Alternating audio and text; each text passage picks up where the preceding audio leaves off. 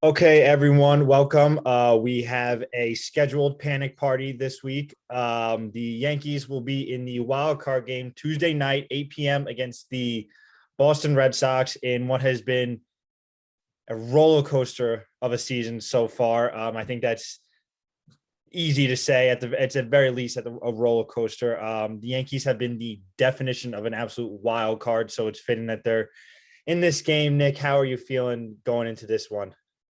Really just a wreck. And this is gonna sound crazy to say it has nothing to do with the fact they're playing the Red Sox, nothing to do with the fact that the game is on the road. It's just because it's one game and anything can happen. I was a wreck before we played the Twins in 2017. I was, the same way, the A's in 2018, Indians last year. Anytime you're in a one game, I know last year was best of three, but a one game scenario, I don't care where it's being played, who you're playing, anything can happen. So I'm nervous. I knew I would be nervous, but I am excited because for a while there this weekend, it was looking like maybe this wouldn't even be a possibility. I was going to say, so this was a wild week, as we said, as we were expecting for the most part. I think it lived up to the expectations. The Mariners came within one game. We came really, really close to a four-way tie. I mean, they were predicting it. They were saying that they actually prepared for it too, in the fact that the Yankees had to choose where they wanted to play in the event of like a a four-way tie between all the four teams, and they chose they would rather play at Fenway. So things kind of worked out this way. But the Mariners were super close. Obviously, props to them on a super good season, and the Blue Jays just couldn't do enough. I saw one stat that Brad Hand had a negative 0.6 WAR in his time with the team, and they're like, that trade that they made for him was literally the difference between him making them playoffs or not. So Brad Hand, shout out Brad Hand for just being an awful pitcher for the Blue Jays. Thanks for letting us into the playoffs. Yeah, no, that's one of my conspiracy theories is Brad Hand never actually had a good career. Like, I don't understand how this guy was an all-star relief pitcher for years, because every time I've watched him, he's giving up runs and blowing games. So yeah, shout out to Brad Hand for nearly, or I guess completely ruining the Blue Jays season and help us out a little bit. Yeah, absolutely ridiculous. Regardless, I was trying to get to the next topic. The game that we're going to see is going to be the Red Sox. The first one of the wild card series is going to be the Red Sox and the Yankees. What do you think the over/under on those ticket prices are? Because this is the rivalry. This is exactly what people would want. This is exactly what Manfred wants. Exactly what baseball wants. And I think it's almost better for baseball that it's at Fenway, just because the history of the park. It's been around a lot longer. I kind of people like to count out the Yankees. I think overall, I'm talking about the overall baseball perspective. So them being on the road is just another reason to hate them. Root for the Red Sox. Not that I don't know how many people enjoy watching the Red Sox win, but I think more people like watching the Yankees lose. So what do you think the over under on the ticket prices are for this? It's got to be astronomical. I'm talking about like a grandstand, like you're like barely even watching the game type seat. Yeah, you're spot on when you say that everyone wants to see the Yankees lose. Like, this isn't a biased Yankee fan take. Like, people just hate the Yankees more than anyone else in the sport. It's a fact. That's why like the Red Sox almost have like a pseudo fan base. You see it with Mets fans all the time, where people like to root on the Red Sox, even though everything they hate the Yankees for, where it's a highly paid roster of all-stars and everything, Yeah. obnoxious fan base. That's also the Red Sox, but people just hate the Yankees more. I'm kind of cheating on this a little bit. I haven't checked since maybe sometime this morning. The cheapest ticket just to get in that I saw on StubHub with the fees was like $250. That's what I'm looking at right now. I was gonna give an over under. You're pretty spot on with that. I was gonna give the over under of like 225, because I feel like that's kind of like that's what I remember paying for like the old wild card games. That was a Yankee Stadium, so I guess Boston's a little bit cheaper. We had the better market, I guess. I guess if you want to count that as a win or a loss for our wallets. But the price of the ticket speaks for itself. This is a big game. Not even for the playoffs, but not even for the playoff aspect of it, just for the fact of the rivalry. And obviously, one game wins it all for a team that has been disappointing, and for the Red Sox, a team that has been disappointing to a degree, but also better than expected. So, expectations have got to be paper thin right now for the Yankees. What are you, before I get into, what are you thinking right now? In terms of, I'm sorry, I should specify the question a little bit more. What do you Yeah. think? And do you think that they kind of pull out a win? Where's your head at with this game? I just can't process them beating the Red Sox in the playoffs. And like, I'm one of two ways. I waited so long to watch them match up with the Red Sox in the playoffs, and then 2018 happened. They win the big game 2, and then you and I were there for game 3, and that's how that went. So like, just in my brain, that's the only lasting memory of us facing the Red Sox in the playoffs. You know, that was oh shit. My mom just set off the smoke alarm. We're good though. Now it's down. Safety first. Safety we'll cut first. this. We'll cut this out. We're gonna cut this out. Yeah. There's a season on fire pun in here somewhere. Yeah. There was didn't the fire alarm go off the last game at Fenway too that we played Sunday Night Baseball? I think mine did. Yeah, the Ferncroft fire. Yeah. Okay, cool. Where was I? But again, I mean, also that's just a completely irrational fan feeling that I have because this isn't the 2018 Yankees or the 2018 Red Sox. Like that Red Sox team, this Red Sox team is not as good as that Red Sox team. So there's that.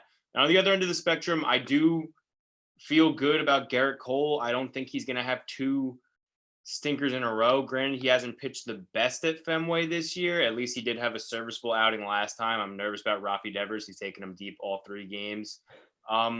We have the better bullpen though. So if you look at it, if Cole can keep you close for the first couple innings, I feel good about getting in their bullpen. I don't think besides Garrett Whitlock they have anyone that's really a difference maker back there. I know Ottavino had a good season. I'm not particularly worried about him, considering all you to do is just not swing the bat until he lobs a meatball over.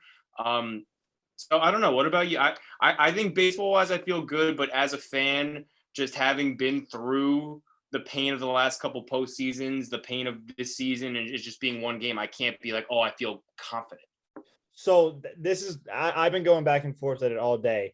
And as a Yankee fan, I don't feel confident at all, but I feel like as a Red Sox fan, how can you feel that confident either? Because your team, has been disappointing down the stretch for the most part. You've had a bad second half. The Yankees have kind of had an underwhelming season. So right. Both of these teams have performed under expectations, whether your expectations were different at each point of the season, regardless, you both thought maybe you had division hopes. And I feel like 2 teams that are underperforming, like you're just, you can't guess. You can't guess what's going to happen. Like I said, the Yankees are as much as of a wild card as you can possibly get. No, there's a pun intended with the whole wild card scenario. I did that on purpose. Pun intended. So in terms of the fact that I have no idea what's going to happen, I'm taking a look at the stats. The Yankees 2-1 in wild card games. Since I think they started the wild card, they were one of the first teams to actually be in it. This is their 4th one. Yep. So yeah, they're definitely the leaders in the clubhouse. Yeah, they're literally like every year now. So there's some experience. A lot of those guys, not all of them, but some of these guys have been there before. Season series 10-9. Between the Red Sox and the Yankees. Not too big of a swing either way. What I don't like is Matt Barnes' unreal playoff record. Let me look. I just had it up one here. Matt Barnes, because you say their bullpen, and like if they can if Eovaldi, because I have stats on Eovaldi too. If he I think he's going to have a really good start. I don't know. Like that's not me saying you should put more into one than the other. You're talking about a small postseason sample size, a small second half of the season sample size, and then this is about to be a very small sample size, one game. Yeah. So, I mean, Matt Barnes' record, 2-0 in the postseason in 11 games, 0.87 ERA in 10 innings pitched. I mean, that's pretty good. He's clearly very clutch in the postseason, so I don't like that if it comes down to the late games. I don't like our odds in that situation. Eovaldi has been good against the Yankees, 3.64 ERA in 71.2 innings since he's come over from the Yankees. Plus, I'm sure he's got some sort of I hate the Yankees type thing going on. This year, 7 earned runs in 31.1 innings against him. Silver lining, he got a lot of hits in those games. So that's really good. Also, we shelled him in one game. So, I mean, that's what I'm looking forward to. But in terms of that, which was 2 weeks ago. Which was 2 weeks ago, exactly. And then we got the Garrett Cole stats of 4.91 ERA against the Sox this year in 22 innings, which I hate. I absolutely hate. I don't like that. I don't like how he pitched against the Red Sox this entire season. And the The only thing where I'm leaning towards the Yankees is that our bullpen is a lot healthier. I just saw our main man, Max Goodman. He tweeted out how everyone's been doing so far over the past, 10 games, innings or so. Chapman, 1 earned run in the last 10 games. Green, 0 ERA in the last 8.1 inning pitch. Loizaga retired 8 of the last 10. Holmes, 1 earned run in the last 11.1 innings pitch. Peralta, 6.1 innings pitch, 0 ERA. Severino hasn't let up a run since he came back from the injured list. So, I mean, our bullpen looks very strong. If Cole is shaky, like, let's say, remember Severino was bad in that wild card game? If Cole is shaky and for some reason he needs to come out, I feel like we have the bullpen to go in and get it done. So then it comes down to the lineup. And how have we seen the Yankees lineup for the past, 4 or 5 playoffs? Bad, really bad. And we talk about the pitching. We talk about everything that's happened with the pitching. The pitching has always showed up. So I am nervous about the lineup. But I think Aaron Judge is hitting better than we've ever seen him. Stanton is showing up. Gleyber looks actually pretty decent in the leadoff spot, which I think Gleyber looks good. Gleyber really has been noticeably better since making the move to second base. And I had some people today coming at me saying, "Oh, Gleyber was 2 for 11 with 4 Ks this weekend at leadoff spot." Gleyber had good at bats, man. He had like an 8-pitch at bat, a 10-pitch at bat. He doubled. Yesterday he had a single, a walk. And he also had the fly ball that moved Wade into scoring position. Gleyber's looked good at granted, we're talking about 3 games, but he had, I thought, a good looking weekend in terms, especially compared to the rest of the offense. Yeah, exactly. So, I mean, I feel like the bats have the pattern going into this game to come alive. I don't like that they're going against Eovaldi because I do think that, I just don't like them against hard throwing fastball guys. I just feel like that's not their MO. I don't know. I just don't like that. He throws up in the zone a lot. I feel like they kind of chased that a little bit, especially Stanton. Sanchez, if he gets in that bat, that's always been a problem for him. I know they're going to start Higashioka, which I do think is the right move. But the lineup just overall scares me a little bit just based on what we've seen in the past and the postseason. Also a hard slider guy, which is our absolute kryptonite. So I'm a little scared with the lineup. That said, that's like the stats of the baseball, like the baseball part of it, the existential part of it, which is always where I kind of like to find myself and where I think that where you separate yourself. I think the Yankees like being the underdogs right now. I think they like being counted out. And I think that's kind of where they find themselves, especially going into the hostile environment or Fenway. So I'm going to go with the Yankees. I mean, I don't know. I don't know. That's my reason is I think they like the spot they're in. And I think that they have something to prove.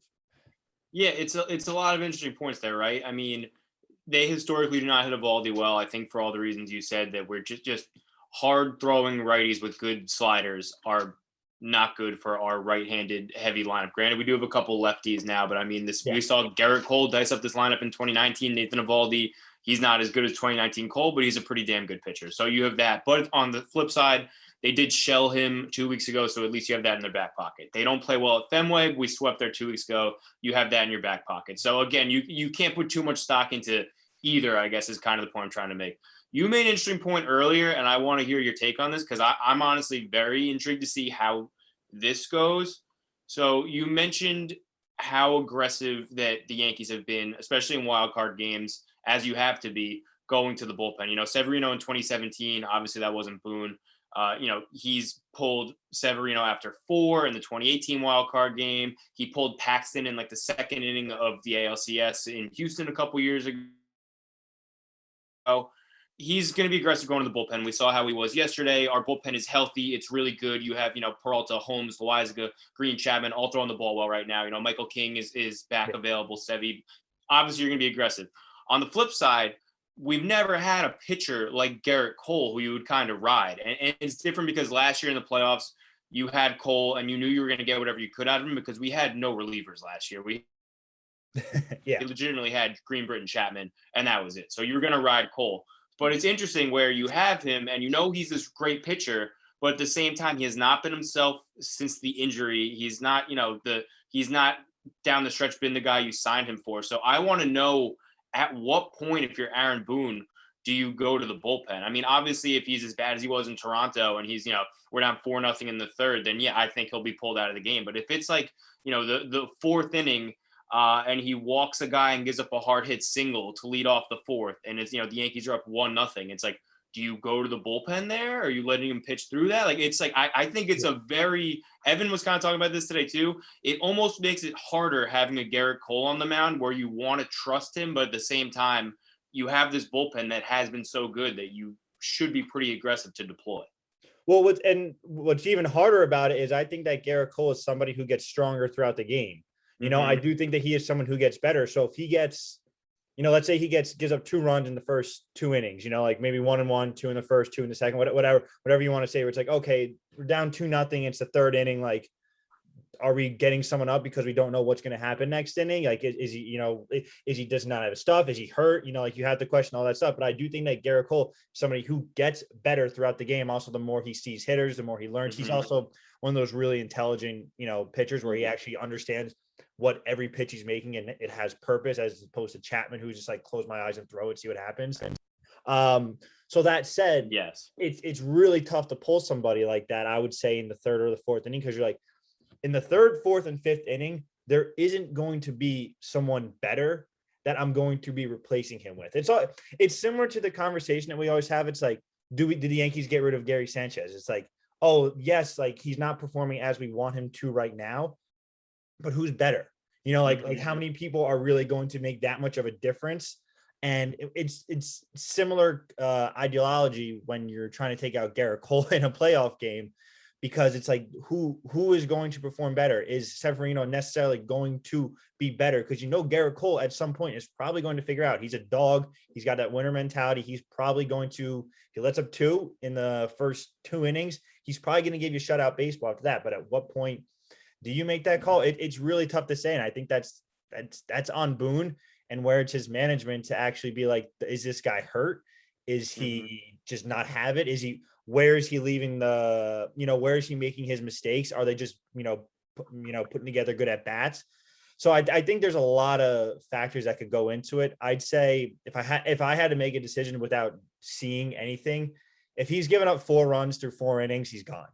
I think that's like past like the 5th and 6th. It's like, it doesn't matter at some point who your guy is. Like, you got to get him out. I think 4 runs is my limit at any point in the game. And I feel like that's also even a little high.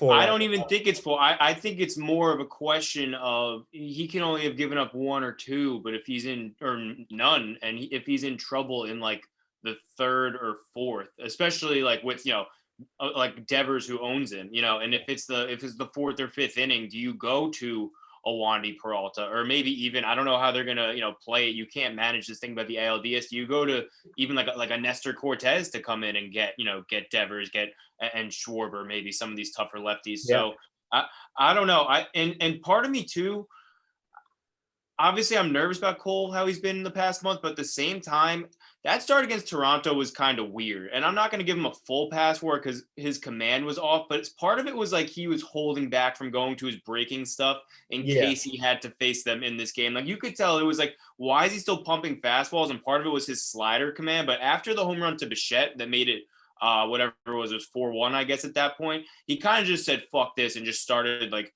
throwing like whatever, like the knuckle curve a lot. He was throwing, he got the slider back a little bit and looked a little bit more like vintage Garrett Cole. He ended up giving up 1 more run on another Gallo dropped pop-up. But I mean, after that, he really settled in and looked like himself. So, I mean, who knows? Like we said, he had 3 starts at Fenway this year, 1 terrible, 1 average, and 1, I would say the last one was probably like a little bit above average. You signed for 6 innings, 3 runs for me. I don't care who's pitching.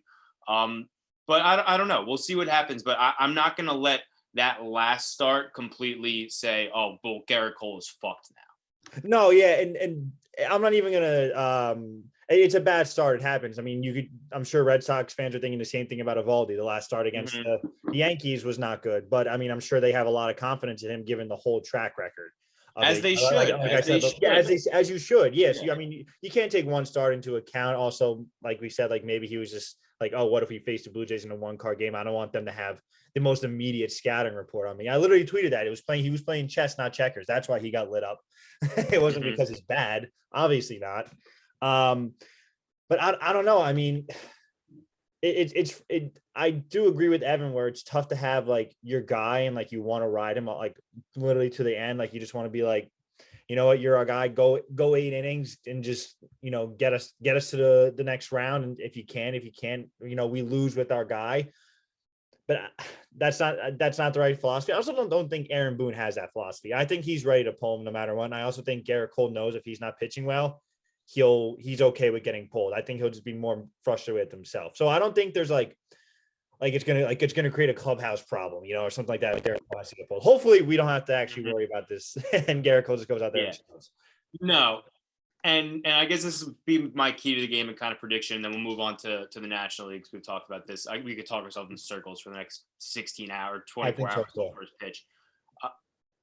I hated Aaron Boone's decision at the game we were at in 2018, where he let Severino go too long. We're already behind. He lets him walk the bases or just load the bases, and then he goes to Lance Lynn in a bullpen where he had Betances and Britton and Green and just all of these dominant relievers, and he goes to a starter, and that's where that game spiraled out of control. I do think he learned from that. Like I mentioned earlier, how early he was to pull Paxton in 2019 against Houston, even how he managed yesterday. So I do think Aaron Boone knows that he has to deploy his bullpen as soon as possible because he can't let this thing spiral out of control. So that's going to be kind of my ask and my prediction. A lot of people are probably going to get on me about this because you're going to say we pay this guy, $36 million, blah, blah, blah. Garrett Cole, give me 5 innings and keep me within striking distance. Keep me within 1 or 2 runs of whatever the Red Sox do. I don't care if that means you keep it a 3-1 game, a 4-2 game. I mean, obviously I'm not going to, I would hope he gives up less than 4 runs, but listen, if you can give me 5 strong innings and keep me within striking distance, I like our chances because I don't think their bullpen is good. They have Garrett Whitlock, who I'm sure they'll probably go to for 2 innings if he's built up that much. Yeah. I know he just came off the IL, so I got to actually look and see if he's had a multi-inning outing yet. I know he's kind of in the same boat as Loizaga, but I would assume they're both ready to go too. Keep me within striking distance. I like our chances if it becomes a battle of the bullpen. I mean, obviously you would love for the Yankees to jump up early like they did on Eovaldi last time. For me, if I'm Garrett Cole, just don't fucking let Rafael Devers hit a 3-run bomb on you in the first inning and just suck the air out of the team. That's really all I'm asking. Yeah, and I think I don't think you're asking for too much either. No. And the whole $36 million argument, like this is what you paid him for. I feel like it's a lot. It's I don't think he feels that pressure either. Do you? I don't think he's that type of pitcher where I think he knows like what he's worth, but he also knows like I'm worth that much because I'm that damn good. Like I think he knows that. So I don't think he feels pressure. This is why I bring that up, because I felt like when Severino, even like multiple years, when he was like our ace, if you will, he was like our guy. He looked like Rocky. He looked like nervous to start the games. Like he was like the first couple pitches were, fastballs high and away or sliders like spiked in the dirt and then just grooving fastballs. I think Garrett Cole's going to come out and be like, I'm that dude. And he's going to come out and shove. So that's my mentality with him. I feel real good. Absolutely. And you're talking about Luis Severino, who was a 23, 24-year-old kid at that time and who we had high expectations for because obviously, he was, one of the top Cy Young finishers in back-to-back seasons. But yeah, I mean, listen, we saw it in the wild card game in 2017, even in his quote unquote good playoff starts. I mean, we've seen him work around walks just because he was kind of, he had electric stuff and was kind of just not like sure where it was always going at times. So Garrett Cole is a 31-year-old veteran. He's pitched in playoff games. He's pitched in the World Series. He's had that experience. So I'm not saying he's going to definitely go out there and shove tomorrow, but he's not going to be, he's not going to be engulfed by the moment. He wants these kind of moments. So that's like the furthest thing from my mind, what I'm nervous about. I know he's ready for the moment. I think it's just a question of where is he at physically, A, and B, how do you balance how good a pitcher he is with how good this bullpen's been? Because it's one game. Anything can happen. It can come down to one batter too early or too late. Who are you going to deploy? So I think it's going to be very interesting if you're in the 4th or 5th inning and it's, do we go to Wandy Peralta to face Devers? Do we go to Loizaga with first and second, 1 out? So that's really what I'm looking forward to. And that's really in my heart of hearts what I think the game is going to come down to. So we'll see. What's your score prediction? Score prediction, your pick.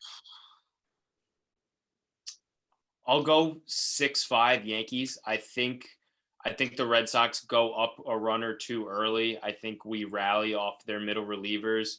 I think we have a 6-4 lead going into the ninth. Chapman lets up one solo homer and then closes it out after putting us through hell. I'll go 6-5. Okay. I got 3-2 Yankees. Okay. I think it's a very low scoring game. And Brett Garner does something that you're just going to be like, motherfucker, now we got to bring him back next year. I would love it. That's a lock. That's an absolute lock. Mm-hmm. No, absolutely. Listen, Brett Gardner, as much as I shit on him the first half of the year, he's been legitimately great. He's really has been a godsend. I can't even downplay it. And he's going to be back next year. And Aaron Hicks, absolutely. Too. I was thinking about Aaron Hicks today. I'm like, I just got mad for no reason. I hate that contract. Yeah, no, it is what it is. Sorry, I got a little Aaron Hicks moment there. Gotta recenter myself. All right. So the other wild card game we got is the St. Louis Cardinals versus the Los Angeles Dodgers, probably the greatest wild card team in the history of baseball, winning over 100 games and still losing the division by a couple games. Just absolutely absurd. But I feel like people are overlooking this matchup. I mean, the Cardinals are hot. I mean, yes, they obviously aren't on their crazy winning streak anymore, but I mean, they were arguably the best team in baseball in the month of September. Adam Wainwright is pitching like it's 2006 again. Yadier Molina playing well. What the fuck? Paul Goldschmidt hitting the shit out of the ball. Arenado doing what he does. Tyler O'Neill, one of the best players in baseball this year, honestly, all around. Versus the Dodgers. I mean, there's you can't say enough about how good the Dodgers are. Their team is just stacked all the way around. Julio Urias won 20 games. You have Max Scherzer. You have Walker Buehler. So just absolutely ridiculous. It's going to be a very talented matchup. Nick, who do you got? I'm going to go with the Dodgers just because they're so good, and I don't want to pick against Max Scherzer in a one-game playoff. But again, it goes back to my point where anything could happen in one game.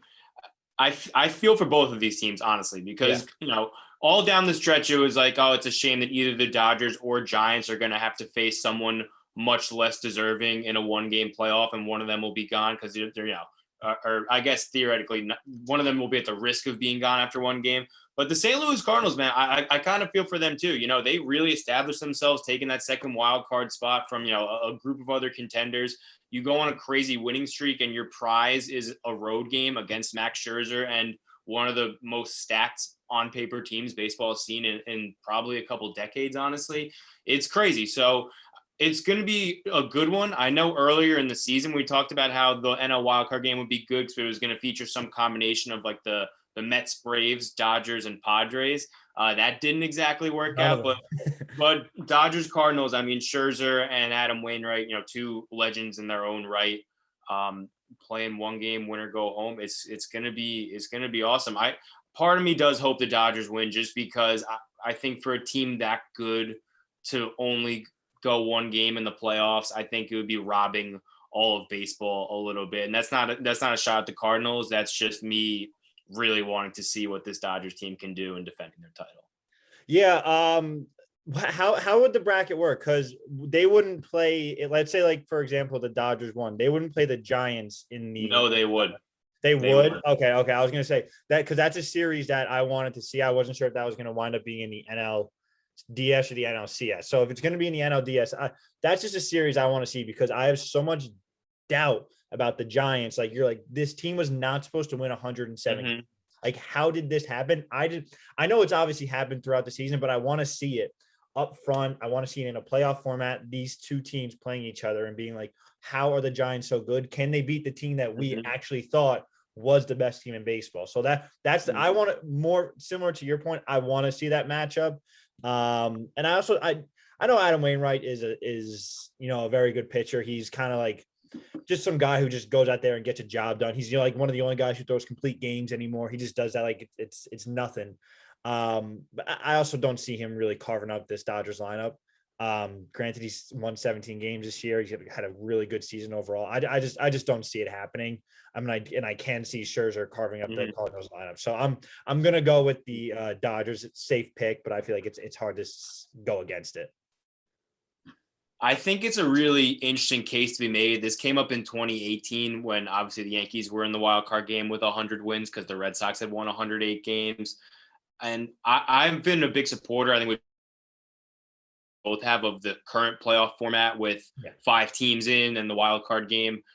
It is interesting though when you look at a team in the Dodgers winning 106 games, having to play a 1-game playoff, and then B, which I think honestly is worse than the 1-game playoff. If you get through that, you have to play the team in your division that's obviously going to be some kind of juggernaut as well. To me, having an 106 win team facing a 107 win team in a best of 5 just because they're in the same division, and then having the Braves and the Brewers, who I'm not trying to downplay them, they're both very good teams, but did not have even close to the seasons that those two teams had. I don't know, something about that just feels wrong to me. So I don't know what the playoff format's exactly going to be in the next CBA. I'm not trying to advocate for expanded playoffs by any means, or if they do, at least it's got to be some kind of better format. But I just can't help but think that, if you're going to force a 105+ win team into a 1-game playoff, which I can understand because they didn't win their division, I don't think it's fair to immediately then push them into a short series with the other absolute juggernaut of a team. Yeah, no, I mean, I smell an off-season video about the playoff potentially being seeded, maybe based on record at kind of the way the NBA and NFL does it. That's something for the off-season to discuss. I like where your head's at. I'm in agreement with you. It's going to be very frustrating, but I am excited to see that series. The Braves have no business really being in the NLCS. Both those teams should be. But if the Dodgers can't win, it won't be even a conversation because you couldn't even beat the Cardinals in 1 game. Exactly. So we'll see what happens. Yeah, absolutely. Score predictions for Cardinals Dodgers. I'll go Dodgers 7-4. Wow, I was going to say something very similar. I was going to go Dodgers. I was going to say Dodgers 7-2, but just because you said 7, I'm going to go Dodgers 8-2. Okay. I think they pretty much blow the Cardinals out of the water. Sorry, Adam Wainwright. But we'll see. He's back next year, so go fuck yourself. And one just act like it was your last year and all that shit. There's a hell of a. No matter what happens tomorrow, that's a hell of a season for the Cardinals. I mean, hopefully next year they put it together a little bit earlier and actually give the Brewers a run for their money, like most of us kind of anticipated they would. But hey, listen, who knows? In a couple of days, maybe we'll be talking about them facing off against the Giants, but we'll see what happens. We'll see. All right. Everyone enjoy the games. Go Yankees, obviously, and we'll who the hell knows what's going to happen. So I don't know. Go Yanks. Go Yankees. Go baseball. Probably come at you guys with maybe some kind of instant reaction tomorrow night and/or Wednesday, depending on how well or poorly it goes for us. So we'll see. Follow us on Twitter. We'll be losing our minds on there, so you'll know our thoughts immediately. All right. We'll see you guys. All right, later, skaters. Peace.